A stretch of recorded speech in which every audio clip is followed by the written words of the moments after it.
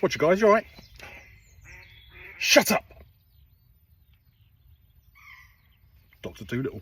Right, I was just about to put a rod out on a bait screw, and I thought I'll show you a little trick that I do, because it might be one of those little things that you haven't thought of before. I only thought of it a couple of years back. So, the problem, when you're fishing with a bait screw, what happens if you want to put a longer bait on that's bigger than the screw, or sorry about the ducks, or you want to put a topper on? Obviously that'll hold a pretty big bait, but more if you want to put two baits on the screw, if you want to put a topper on or something like that. Now, they sell screws with little holes in that you can tie floss on and all that lot. It's a total rip-off. I can't stand companies that rips off. And obviously you can take that off and put a little bait swivel on, but there's a little trick you can do that's just as quick and free. Well, relatively free. All you need, a little bit of floss. So get a little bit of floss, double it over, get your boilie, whatever you're putting on your bottom bit, thread it on. I've totally gnashed that up. Gnashed it up. Just invented a new word. I meant to say nosed it up. So thread your boilie on the bit of floss.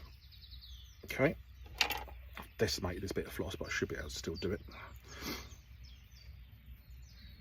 So thread the boilie on the floss and then just make a little loop in the floss, yeah? So the bottom two bits, little loop. This ain't rocket science, but it's a good little trick. And then get your bait screw. You probably thought of what I'm going to do already.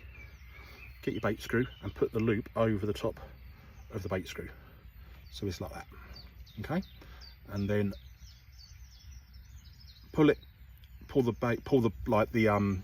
tail of the floss, and just make it a little tighter, and then do a couple of turns, and that will tighten it up towards the screw, and then kind of angle the bait in, angle your floss in, and screw the bait in just next to where the floss comes out.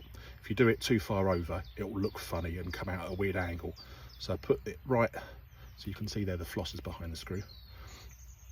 Tighten it all down, and then hold it by the floss and make sure it's all in a straight line. If it's off to one side, it might act funky in the lake, so redo it. Make sure it's in a straight line.